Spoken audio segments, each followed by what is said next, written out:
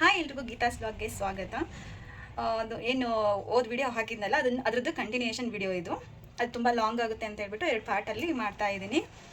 So ಇವತ್ತು Sunday ಆಗಿರೋದ್ರಿಂದ non veg ಮಾಡೋಣ ಅಂತ. ಅದರಲ್ಲಿ ಇವತ್ತು ಸ್ಪೆಷಲ್ ಆಗಿ ಚಿಕನ್ ಸಾಂಬಾರು ಮತ್ತು ಕಬಾಬು ಮತ್ತು ಇನ್ನೊಂದು ಚಿಕನ್ ಎಣ್ಣೆ ಖಾರ ಅಂತ ಅದನ್ನು ಟ್ರೈ ಮಾಡೋಣ ಅಂತಿದ್ದೀನಿ.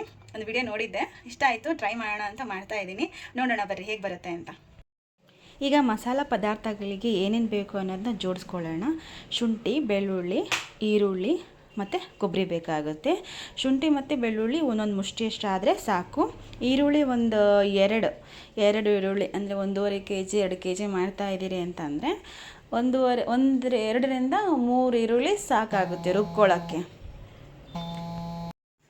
ಮತ್ತು ಕೊಬ್ಬರಿನ ಜಾಸ್ತಿ ಹಾಕಬಾರ್ದು, ಸ್ವಲ್ಪನೇ ಆಗಲಿ. ನನಗೀಗ ಮಾಡ್ತಿರೋದು ಚಿಕನ್ 1.5 kgಗೆ ಸ್ವಲ್ಪನೇ, ಒಂದು ಮುಷ್ಟಿಯಷ್ಟು ಕೊಬ್ಬರಿ ಸಾಕು. ಮತ್ತು ಟೊಮೆಟೊ ಹಣ್ಣು ಒಂದು 3ರಿಂದ 4 ಸಾಕು, ಜಾಸ್ತಿ ಮತ್ತು ಸ್ವೀಟ್ ಆಗುತ್ತೆ. ಇದು ಒಗ್ಗರಣೆ ಹಾಕೋಕ್ಕೋಸ್ಕರ ಮೆಣಸಿನ್ಕಾಯಿ, ಮತ್ತು ಕಬಾಬ್ ಕರಿ ಬೇಕಾದರೆ ಹಾಕೋದಕ್ಕೆ ಉದ್ದುದ್ದಕ್ಕೆ ಹೆಚ್ಕೊಂಡು ಇಟ್ಕೋಬೇಕು ಮೆಣಸಿನ್ಕಾಯಿನ. ಈರುಳ್ಳಿ ಸ್ವಲ್ಪ, ಮತ್ತು ಕೊತ್ತಂಬರಿ, ಪುದೀನ, ಮೆಂತೆ ಇದಿಷ್ಟನ್ನು ರುಬ್ಬಕ್ಕೆ ಸ್ವಲ್ಪ, ಮತ್ತು ಒಗ್ಗರಣೆಗೆ ಸ್ವಲ್ಪ ಹೆಚ್ಚಿಟ್ಕೊಂಡಿದ್ದೀನಿ. ಈಗ ರುಬ್ಬೋದಕ್ಕೆ ಸ್ವಲ್ಪ 2ರಿಂದ 3 ಏಲಕ್ಕಿ, 4-5 ಲವಂಗ ಮತ್ತು ಸ್ವಲ್ಪ ಚಕ್ಕೆ ಹಾಕ್ಕೋಬೇಕು. ಹೀಗೆಲ್ಲ ರುಬ್ಕೋಬೇಕು. ಹಾಗೆ ಕೊತ್ತಂಬರಿ ಮತ್ತು ಪುದೀನ, ಮೆಂತೆ ಏನು ಹೆಚ್ಚಿಟ್ಕೊಂಡಿದ್ವು ಸ್ವಲ್ಪ ರುಬ್ಬೋಕ್ಕಂತ, ಸೊ ಅದನ್ನು ನಾವೀಗೆಲ್ಲ ಹಾಕ್ಕೊಂಡು ಅದ್ರ ಜೊತೆಗೇ ಹಾಕ್ಕೊಂಡು ರುಬ್ಕೋಬೇಕು.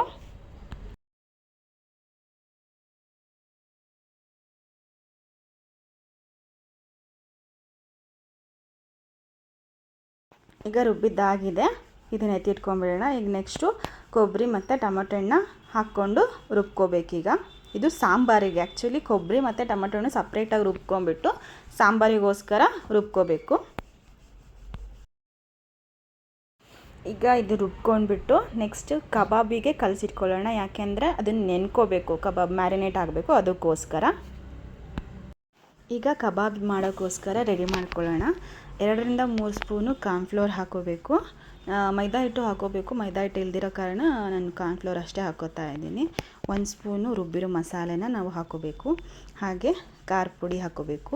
1-2 ಸ್ಪೂನ್, ನಿಮಗೆ ಖಾರ ಎಷ್ಟು ಬೇಕೋ ನೋಡಿಕೊಂಡು 2ರಿಂದ 3 ಸ್ಪೂನ್ ಹಾಕೋಬೋದು. ಅಂದರೆ ನಾವು ಎಷ್ಟು ಚಿಕನ್ ತೊಗೊಂಡಿರ್ತೀವೋ ಅದ್ರ ಮೇಲೆ ಡಿಪೆಂಡ್ ಆಗಿರುತ್ತೆ. ಹಾಗೆ ಒಂದು ಚಿಟಿಕೆ ಸ್ವಲ್ಪ ಅರಿಶಿನ ಪುಡಿ ಹಾಕೋಬೇಕು, ಜಾಸ್ತಿ ಹಾಕ್ಕೋಬಾರ್ದು.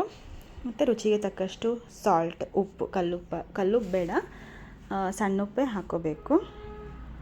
ನೆಕ್ಸ್ಟು ಸ್ವಲ್ಪ ಗರಂ ಮಸಾಲ, ಸ್ವಲ್ಪ ಒಂದು ಅರ್ಧ ಸ್ಪೂನ್ ಗರಂ ಮಸಾಲ ಆದರೆ ಸಾಕಾಗುತ್ತೆ.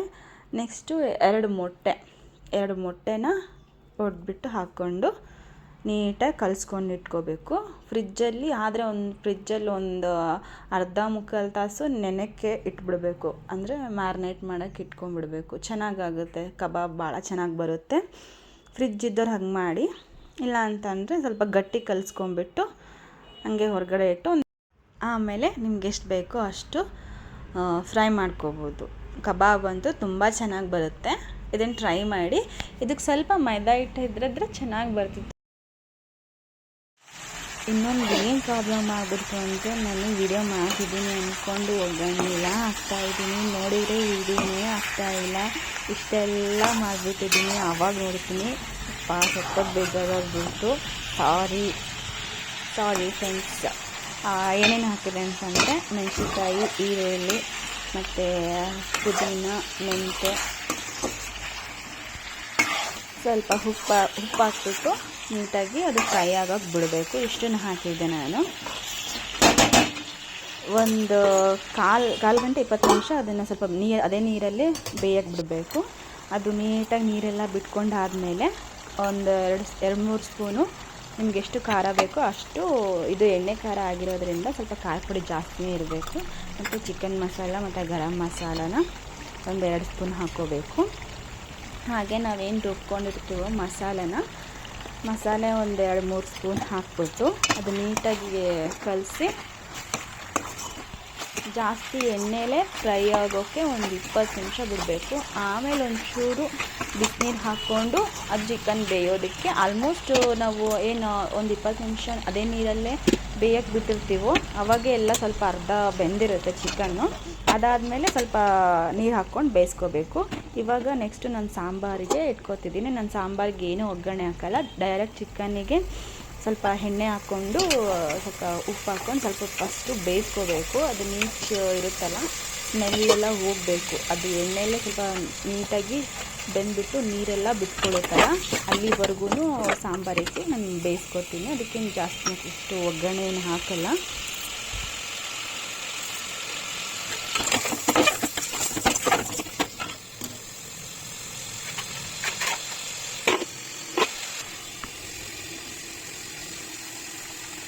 ನೆಕ್ಸ್ಟ್ ಈ ಕಡೆ ಚಿಕನ್ ಆಗ್ತಾ ಇದೆ. ನೋಡಿ ಎಷ್ಟು ಚೆನ್ನಾಗಿ ಬಂದಿದೆ, ಕಲರ್ ಅಂತೂ ಸಕ್ಕತ್ತಾಗಿದೆ. ಟೇಸ್ಟ್ ನೋಡ್ಬೇಕು ಹೆಂಗಿದೆ ಅಂತ.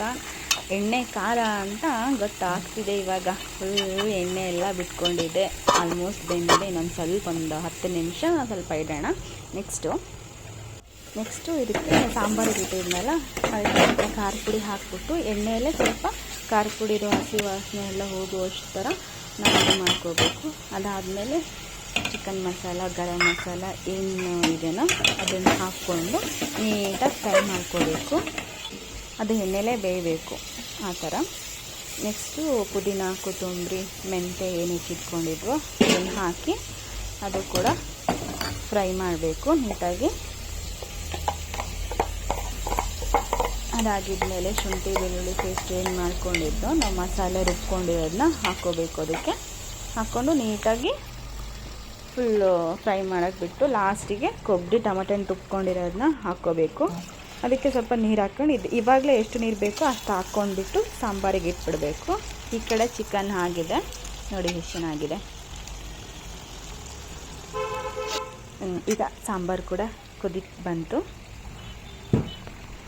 ಇನ್ನೊಂದು 10-20 ನಿಮಿಷ ಇದು ಕೂಡ ಸಾಂಬಾರು ಆಗುತ್ತೆ. ಇವಾಗ ನೆಕ್ಸ್ಟ್ ಒಂದು ಬಾಣಲಿಲಿ ಸ್ವಲ್ಪ ಎಣ್ಣೆ ಹಾಕ್ಕೋಬೇಕು. ಜಾಸ್ತಿ ಕಬಾಬಿಗೆ ನಾನು ಎಣ್ಣೆ ಹಾಕಲ್ಲ, ಯಾಕೆ ಅಂದರೆ ನಾನು ಮತ್ತೆ ಆ ಎಣ್ಣೆನ ಯಾವುದಕ್ಕೂ ಯೂಸ್ ಮಾಡೋಕ್ಕಾಗಲ್ಲ. ಅದಕ್ಕೋಸ್ಕರ ಎಷ್ಟು ಬೇಕೋ ಅಷ್ಟೇ ಹಾಕ್ಕೋಬೇಕು.